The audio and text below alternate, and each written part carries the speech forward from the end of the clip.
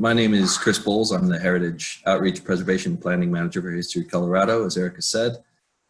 In this role, I've been charged with bringing Colorado's State Historic Preservation Plan for the next 10 years to life. The plan is mandated by the federal government, and we must work with communities to write the rules, so to speak, for how we will embark on historic preservation in the state for the next 10 years. And to that end, and I hope you'll forgive me, I'm going to be asking you all to participate in the conversation at the end of this presentation. So to begin our chat, I'd like to just bring everyone up to speed on our journey so far, how we've been approaching the new plan through consultation, and in light of this year's events in particular, how we hope to make it more equitable and resilient for the people of Colorado. So much of what we do in historic preservation is people-centered. It's educating people about our collective past. It's bringing new life to places that spur tourism and economic strength. It's reducing our carbon footprint by using already existing buildings instead of demolition and building from scratch. It's taking old buildings like former schools and factories and churches into housing. It's providing employment opportunities for specialists in building trades. In 2010, the existing state plan was crafted, and in this state plan, there were a number of goals that were presented and I would say ambitious goals that were presented for how Colorado would be would have a more prevalent preservation effort by this year, 2020. The power of heritage in place was in a lot of quarters seen as a groundbreaking document for state preservation plans. The goals that were presented in the 2020 state plan included preserving places that matter, strengthening and connecting the Colorado Preservation Network, shaping the preservation message, publicizing the benefits of preservation, weaving preservation throughout education, and advancing preservation practices. Key elements of the 2020 state plan that feed into the 2030 state plan, and I hope that in this new state plan we live up to these expectations from 2020, from the 2020 plan. Key efforts included environmental sustainability. It was an underlying focus in the 2020 state plan, and it primarily related to environmental sustainability. One of the issues with this is that it's such a broad goal to ensure that preserved places have an environmental sustainability, that it became, I think, difficult to weave it explicitly throughout the plan. Although there are some really great examples of where this was the case.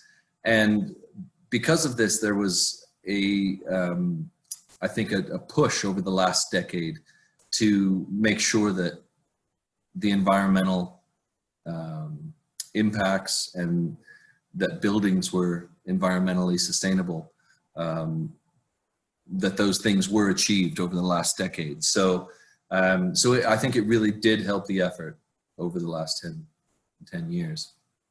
And there were great efforts in the existing state plan to raise the profile of underrepresented communities and their assets. There was a real push, I would think, I would say about 5 years ago, to make sure that we were documenting underrepresented communities, particularly through survey, community assets through survey, and that the underrepresented communities themselves had a way to engage with the process. And I hope through the new state plan that we'll be able to take that forward in an even more engaging role for local communities.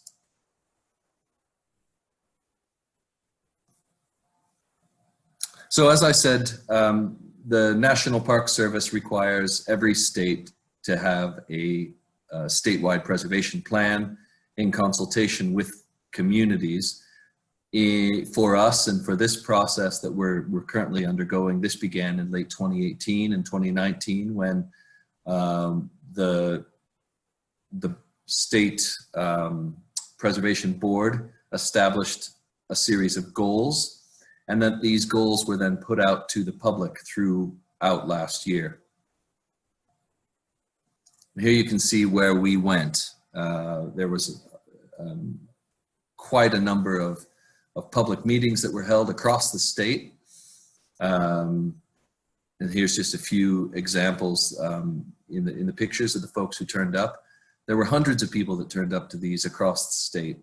And in doing so, they really helped shape what we were looking for, or what people were our understanding of what people were looking for in terms of the preservation goals. From these, we created a better sense, or we were given a better sense of what the public wanted. And we were actually given a large number of actions that the public wanted us to undertake, or they wanted to see reflected in the state plan. And so we took those back to the public in a public survey, which closed at the end of January this year, just immediately prior to everybody being locked down in COVID land. Those survey results were agonizingly analyzed by myself. And as I was analyzing those goals, or those results, COVID, of course, was hitting us, and Black Lives Matter, the protests that swept the country in April and May were underway. And I would say that these have definitely helped steer us in creating our plan towards thinking about the plan as a way to create a more resilient framework. There were 205 respondents. Their demographic profile placed them as mostly white and middle-aged preservationists. There were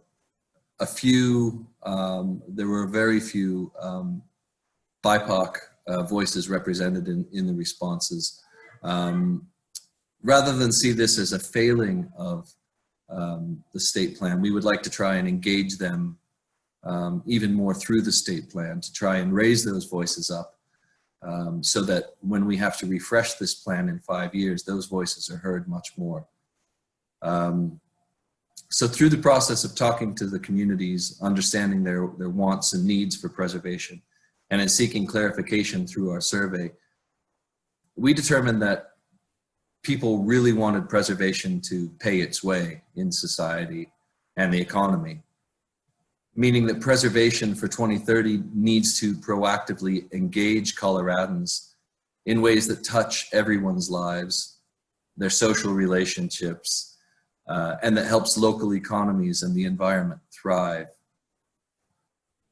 One of the key things that came out of the poll, or the survey, was that the people who responded really felt strongly that preservation was a contributor to people's identities.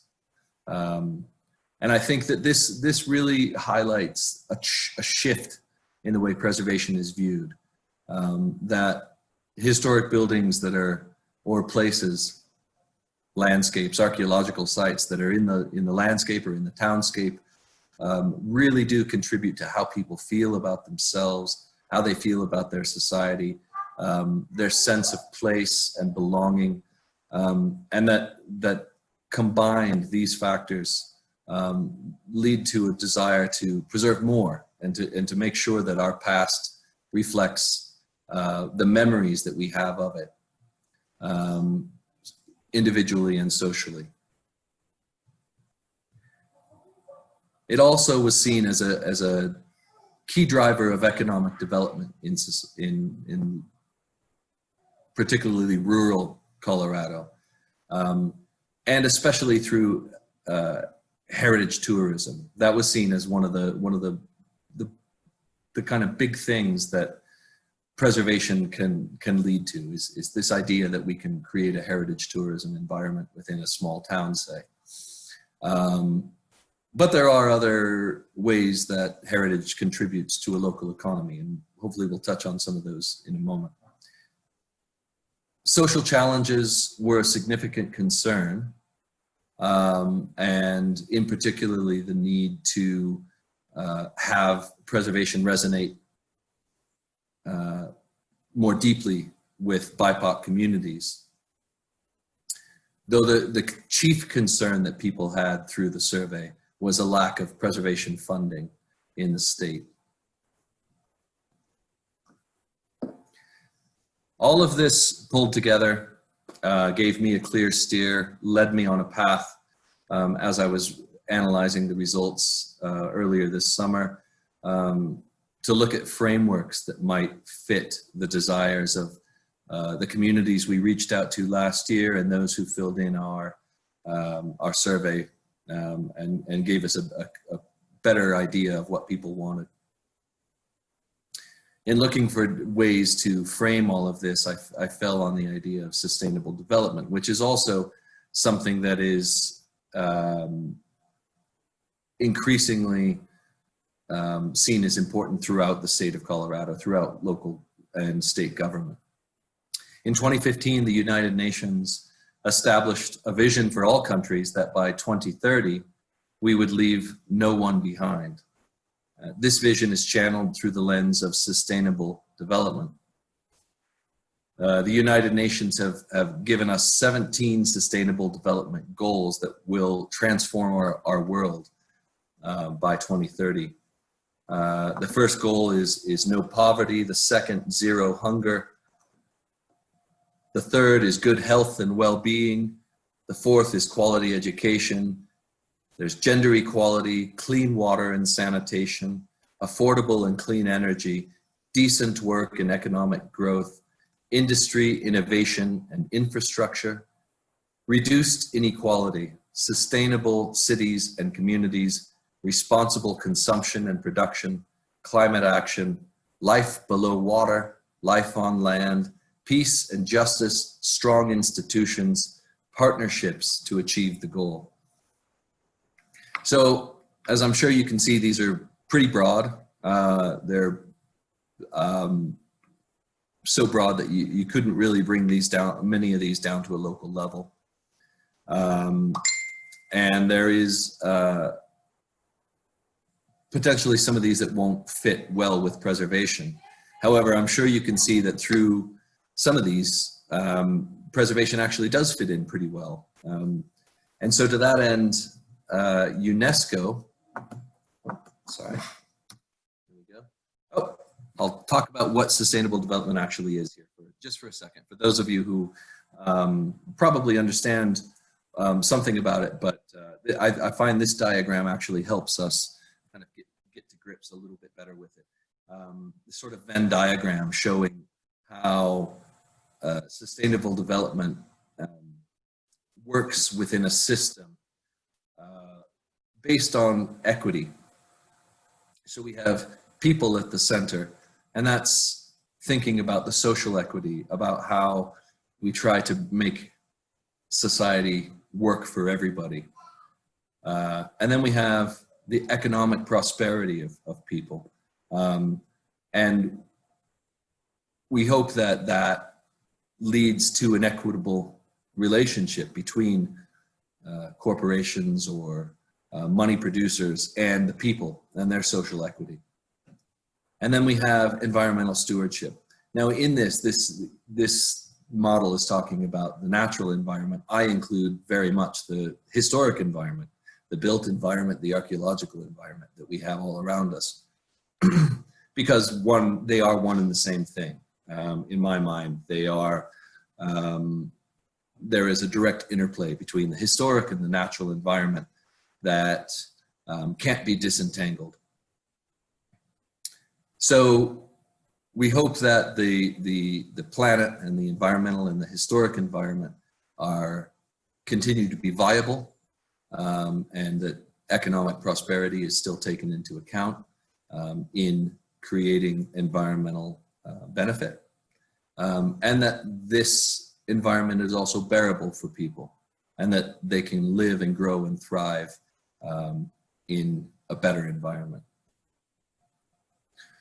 The UN defines sustainable development as the long-term stability of the economy and environment.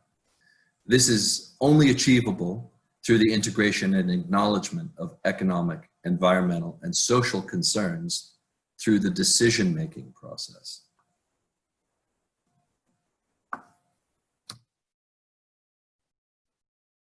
The cultural world is only just getting to grips with this ambitious 2030 agenda, which was set out in 2015. Just this year, UNESCO brought out a very focused document called Culture 2030 Indicators on how cultural institutions and local governments can begin to bring the broad United Nations vision down to ground level. UNESCO started honing down the 17 UN indicators into themes that broadly reflect how cultural movements, including preservation, can enact the Sustainable Development Agenda. So you see here, they talk about the environment and resilience, about prosperity and livelihoods, about knowledge and skills, and about inclusion and participation. And if you squint at some of these, and I do encourage you to go look at the Culture 2030 Indicators document. Some of these you can see have a direct linkage to heritage. Environment and resilience, the number one thing is expenditure on heritage. And that's seen as a quantifiable thing that you can get to show how well you're doing meeting this goal. But there's other things like cultural facilities, public finance for culture, cultural businesses. So we're talking about here about, heritage tourism, cultural knowledge, and that's the traditions and the memories that people have. And here you can really start drawing in place into the idea of cultural knowledge, cultural participation. So that's engagement and participating in the preservation movement. That's a key thing here. But this document, I would say, deals with the entire kind of cultural world. So that's arts, that's preservation, and a whole raft of other things.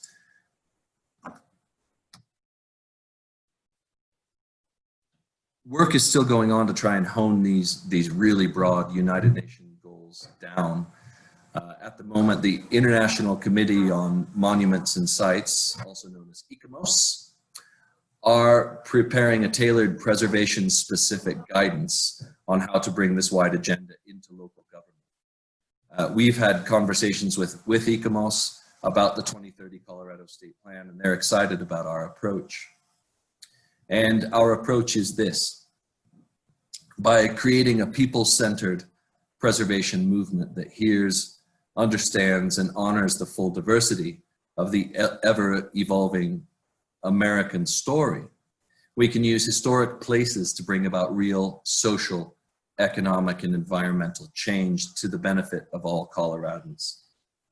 Beginning constructive partnerships with many constituencies across the state beyond the traditional preservation community helps us tell our full American and Colorado story.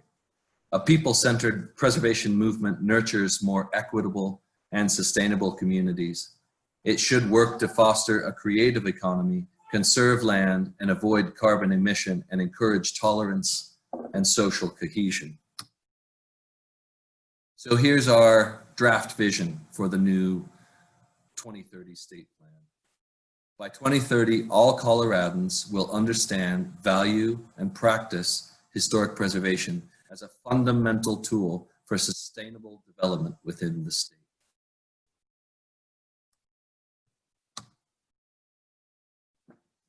Now, I'm just going to briefly go through our draft goals before turning over to you, and hopefully we can have a bit of a discussion about all of this. As I say, we're still in the process of writing the plan, so we would very much welcome any perspectives you can bring to it, any questions you have, concerns you might have. We really value your input on this. So the first goal, goal A of the new draft plan, a sustainable preservation, is to inclusively preserve and steward the state's built and archaeological heritage for the social, economic, and environmental benefit of all communities and individuals across Colorado. By 2030, we will preserve Colorado's places that matter through proactively preserving our built and archaeological resources, undertaking preservation for its sustainable development benefits, creating a more inclusive preservation environment, and looking to how preservation will be perceived by the middle of the 21st century. We're really starting to think about 2050 here, and possibly, you know, the next state plan, the 2040 state plan will probably get us more into that. What do we really want long-term preservation to be in the 21st century, 2050, and even 2100? Goal B, sustainable education, is to teach and train people across the state in the relevance of sustainable benefits of historic preservation and heritage stewardship by improving the equitable access to information, raising awareness of the relevance of historic preservation as a sustainable development tool, integrating historic preservation in the education of all ages, and creating training opportunities for existing trades and in underrepresented communities. Goal C of the plan, celebrating sustainable historic preservation, sees us improving the perception and awareness of historic preservation and celebrating its role in our daily lives by promotion of preservation's economic and environmental sustainability, telling the equitable and just stories, making connections between tangible and intangible heritage, and promoting the equitable benefits of heritage. Goal D is sustainable engagement. That's engaging and including the diverse people, places, and communities across the state of Colorado in the process of historic preservation through community stewardship and resiliency. Through this, we will increase the opportunities for engagement in historic preservation, increase the participation, particularly from underserved communities, and focus on decision-making that is representative of the wide range of community interests.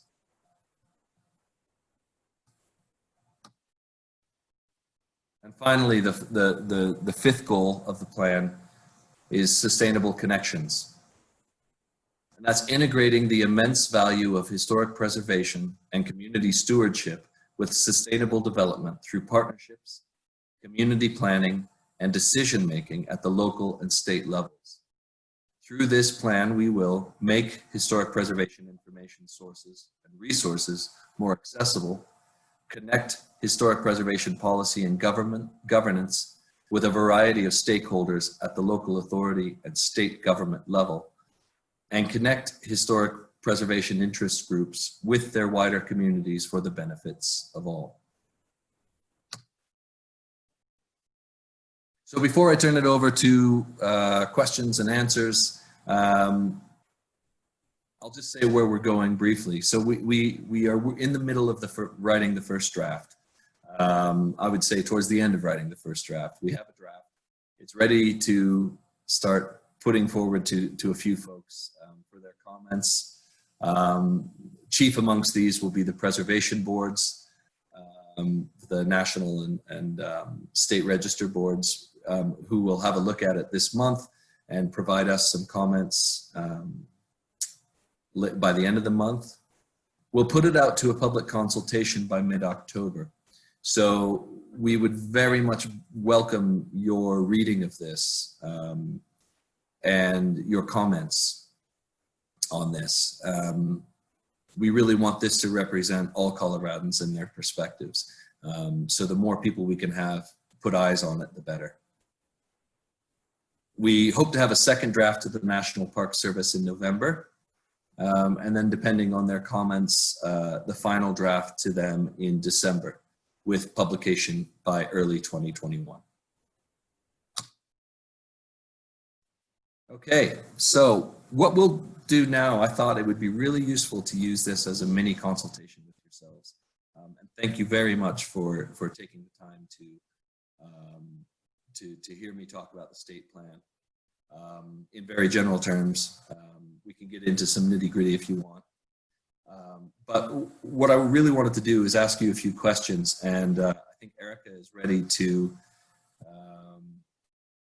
do a couple of informal polls and to get your takes on a few of these. So the first question is the sustainable development vision for the plan the right approach for the next decade? If you all take the time to answer that.